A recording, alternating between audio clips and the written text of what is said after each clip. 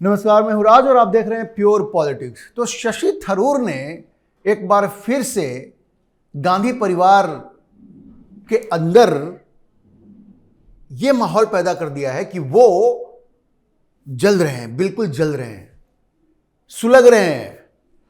शशि थरूर के एक बयान से गांधी परिवार के अंदर आग लगी हुई है, वो सुलग रहे हैं। और शशि थरूर ने क्या कहा? शशि थरूर ने ऐसा एक बयान दे दिया है कि जो कांग्रेस के जो लोग हैं, जो गांधी परिवार है और गांधी परिवार के जो चमचे हैं, उन सबों का दिमाग काम नहीं कर रहा है। पूछिए कैसे? शशि थरूर ने एक तरह से यह कह दिया कि जिस कैटेगरी में आप जवाहरलाल नेहरू को रखते हैं, जिस कैटेगरी में आप इंदिरा गांधी को रखते हैं, उसी कैटेगरी में आपको लाल कृष्ण आडवाणी को भी रखना चाहिए। मतलब वो तीनों, अगर आप कहते हैं कि जवाहरलाल नेहरू भी महान थे, इंदिरा गांधी भी महान थी, तो लाल कृष्ण आडवाणी भी महान थे। और आप समझिए कि इस एक बयान से आग लग गई है कांग्रेस पार्टी में, इस एक बयान से आग लग गई है गांधी परिवार में। दरअसल हुआ यह कि अभी लाल कृष्ण आडवाणी का जन्मदिन था, 98th बर्थडे था उनका।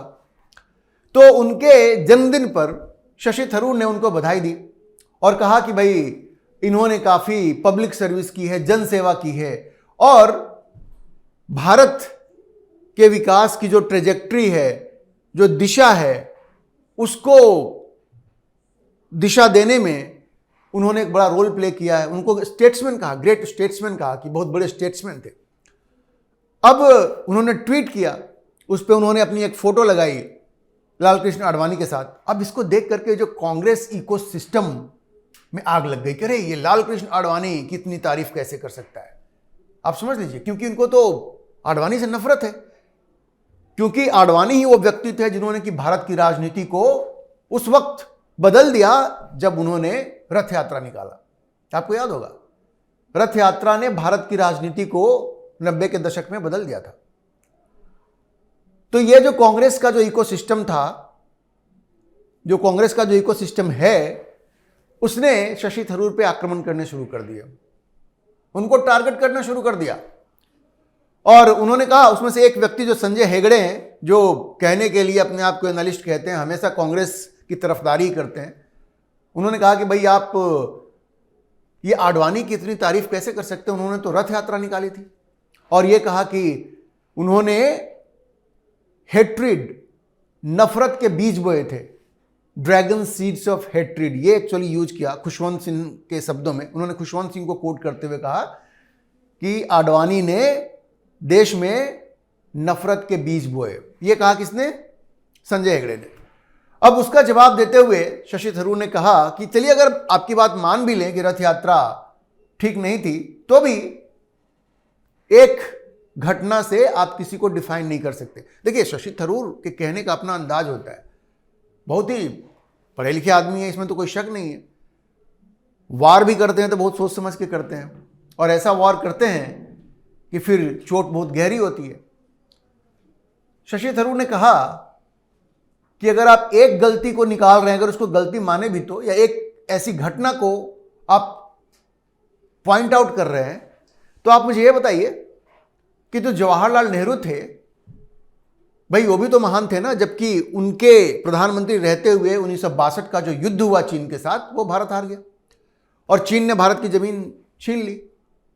तो फिर भी आप जवाहरलाल नेहरू को तो कहते ना भाई कि वो महान थे, पब्लिक सर्विस किया था। आपको इस बात पे ऐतराज है कि भाई पब्लिक सर्विस आडवाणी ने किया, इस पे आपको ऐतराज है, जन सेवा जो की उन्होंने, तो ऐसी चीज तो जवाहरलाल नेहरू के टाइम में भी हुई।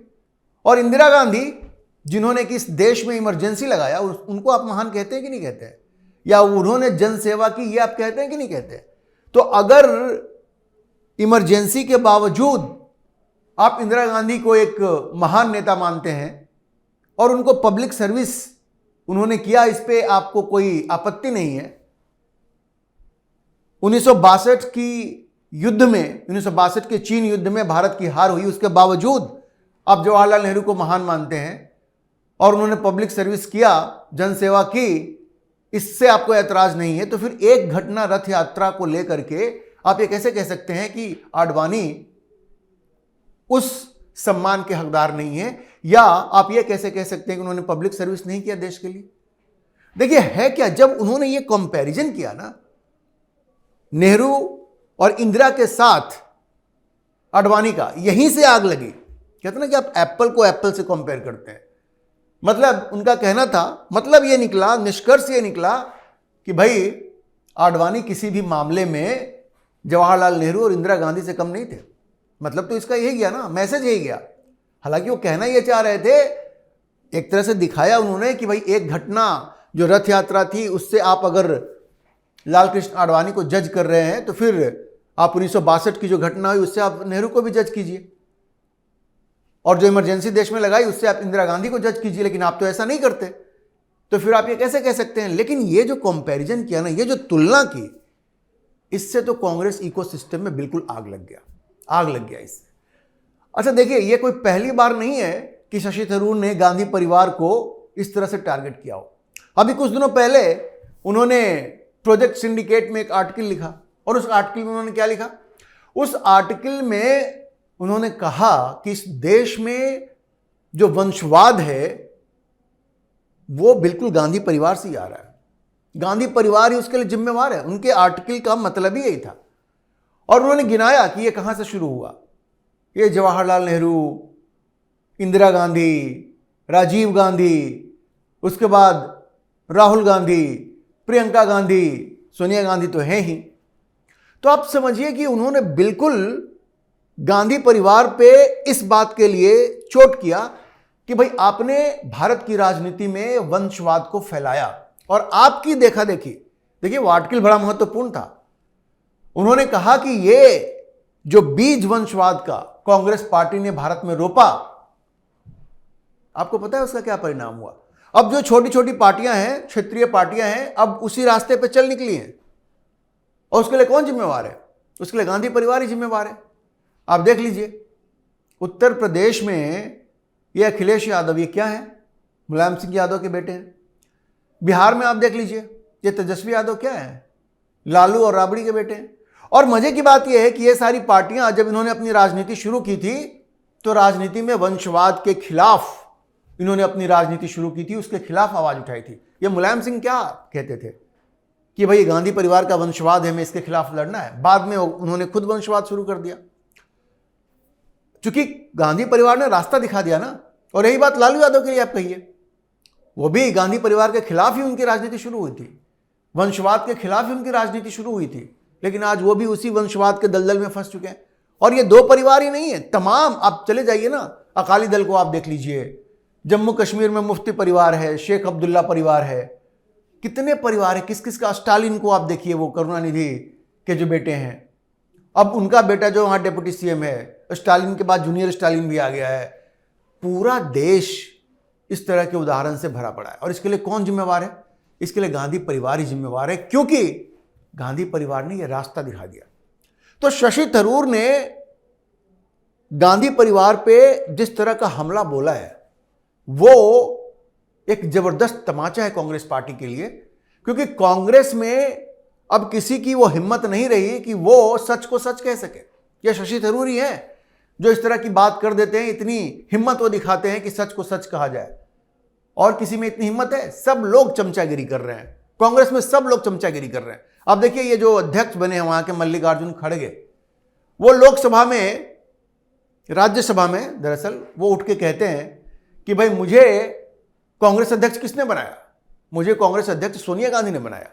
उनकी दया पे हम अध्यक्ष बने हैं और उनकी दया पे ही हम अध्यक्ष बने रहेंगे, जब तक वो चाहेंगे तब तक हम रहेंगे। बताइए भाई, किसी भी राष्ट्रीय पार्टी का अध्यक्ष ये कहता है कि हम उनकी दया से बने हुए अध्यक्ष, ये तो किस तरह की बात हो रही है वहां पे? मतलब वंशवाद भी है और अव्वल दर्जे की चमचागिरी भी है। क्या ये उनको शोभा देता है क्या ये कहना?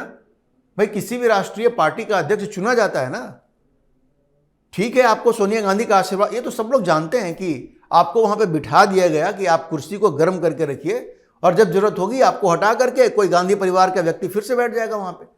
ये हर किसी को मालूम है। लेकिन आप देखिए वहां पे स्वामी भक्ति कितनी है कि वो संसद में खड़े होकर कह रहे हैं कि भाई हम तो सोनिया गांधी की दया पे, उनकी मर्जी से हम अध्यक्ष बने हुए हैं। तो ये भारत की राजनीति में ये सब जो कुरीतियां आपको दिखती हैं ना, चाहे वो वंशवाद हो, ये चाहे चमचागिरी हो, चमचागिरी करके हम राष्ट्रीय अध्यक्ष बन गए, चमचागिरी करके हम मंत्री बन गए, चमचागिरी करके हमने अच्छे अच्छे पोजीशन पा लिए, ये सब, इसकी शुरुआत किसने की? इसकी शुरुआत कांग्रेस पार्टी ने की। और अब जब उस पर आक्रमण कोई करता है तो पूरे गांधी परिवार में आग लग जाती है, पूरे कांग्रेस में आग लग जाती है। शशि थरूर ने वही काम किया है। शशि थरूर ने, देखिए, शशि थरूर को कांग्रेस में जो सम्मान मिलना चाहिए था वो कांग्रेस ने नहीं दिया। इतना पढ़ा लिखा आदमी है, अंडर सेक्रेटरी जनरल रहा यूनाइटेड नेशंस का, और आप उसको लोकसभा में बोलने का मौका नहीं देते। उससे पहले जो चमचागिरी आपकी कर रहा है उसको आप मौका दे देते हैं। तो आप समझिए कि शशि थरूर के सब्र का पैमाना भी अब बढ़ता जा रहा है। लेकिन अब वो कब तक कांग्रेस में रहेंगे कहना मुश्किल है। लेकिन कांग्रेस छोड़ने से पहले ऐसा लग रहा है कि गांधी परिवार को तो पूरी तरह से नंगा कर देंगे। और चूंकि वो पढ़े लिखे व्यक्ति हैं, जब वो बोलते हैं, जब वो लिखते हैं तो दुनिया नोटिस लेती है। और जिस तरह से वो हाल के दिनों में गांधी परिवार को टारगेट कर रहे हैं, टारगेट करना तो सही नहीं होगा, ऐसे आप कहें कि कलई खोल रहे हैं। गांधी परिवार की जिस तरह से वो कलई खोल रहे हैं उससे बहुत स्पष्ट है कि गांधी परिवार को वो रुला के मानेंगे। रुला तो रहे हैं अभी तो सोनिया और राहुल उनके इन सारे बयानों को देख करके रो ही रहे हैं। लेकिन ये जो दुख है कांग्रेस पार्टी का, और ये जो दुख है गांधी परिवार का, जल्द खत्म होने वाला नहीं है। शशि थरूर उनका पीछा नहीं छोड़ने वाले हैं। अब अगर उनमें इतनी हिम्मत है, राहुल गांधी में तो निकाल के दिखाएं। शशि थरूर कोई कांग्रेस के दम पे नहीं जाने जाते हैं, सारी दुनिया में उनका नाम है। और ऐसा नहीं कि कांग्रेस उनको निकाल भी देगी तो कोई दूसरी पार्टी उनको अपने साथ नहीं जोड़ेगी। वो तुरंत कोई ना कोई पार्टी के साथ जुड़ जाएंगे। और आप सबको पता है कि वो किस पार्टी के साथ जुड़ेंगे, ये तो बड़ा स्पष्ट है। जिस तरह से उन्होंने आडवाणी की तारीफ की है, प्रधानमंत्री मोदी की तारीफ करते रहते हैं, तो बहुत स्पष्ट है कि तलवारें खिंच गई हैं शशि थरूर और कांग्रेस पार्टी के बीच में, शशि थरूर और गांधी परिवार के बीच में। और ये जो राउंड है वो शशि थरूर ही जीतेंगे, क्योंकि वो उन मुद्दों को उठा रहे हैं जो मुद्दे बड़े महत्वपूर्ण हैं और जो भारत की राजनीति के लिए बहुत ही जरूरी हैं। अगर देश के लोग और गांधी परिवार उस पर ध्यान दें तो भारत की राजनीति उससे सुधर सकती है। अभी के लिए इतना ही। हम इस खबर पर नजर बनाए रखेंगे और आपको अपडेट करते रहेंगे। आप इस विषय पर क्या सोचते हैं, अपनी राय कमेंट बॉक्स में जरूर लिखें। और अगर आपको वीडियो पसंद आया हो तो आप इसे लाइक करें, शेयर करें और हमारे चैनल को सब्सक्राइब जरूर करें।